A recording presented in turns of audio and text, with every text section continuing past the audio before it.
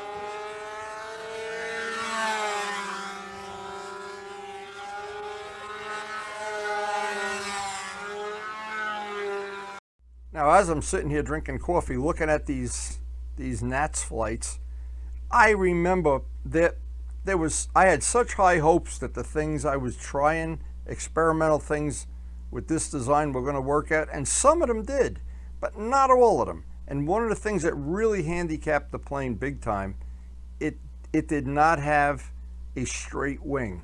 It needed that trim tab on the outer of the wing. And I went back and forth to the motel every time. I'd retrim it, change something, go back to the field, practice with it. Then the wing would be up a little too high, down a little too low. Even to this day, this plane mystified me. But in the end, and this is the lesson of this video, in the end, after the Nationals and after the whole season of flying, when I did get it straightened out, it was a very good airplane. But boy, was it hard to get it in the beginning. And this is one of the years, if the Nats was 2 months later in the year, a month later, I might have come better prepared. But even when I come like this with a little bit of being unprepared, and that's on me, it still, to me, was a lot of fun.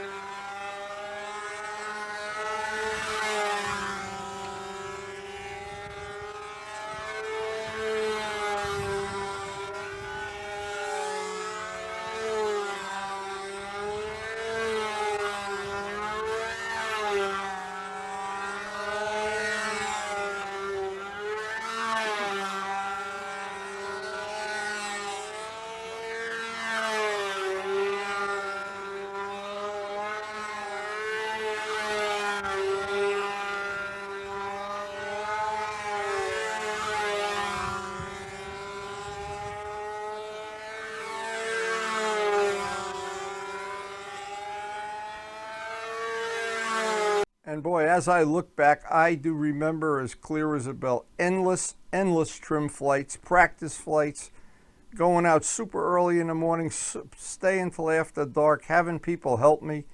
And again, it was just a question of too little, too late. And we all have, well, different Nats go to, and you do well and you're comfortable, the plane is well trimmed and whatever.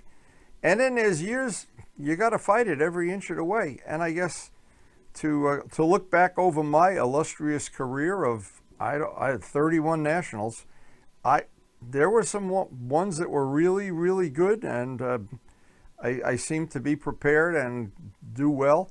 And then there's ones like 1993.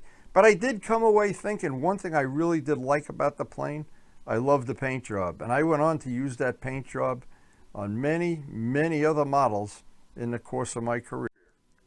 And thank you, Len Burrell and Ray Dury. Both have contributed significantly with the discs they've made available to me, that I can edit out these flights and scenes and adventures and things. And I hope you guys are enjoying sharing the memories. These are great memories for me. And thanks so much for watching.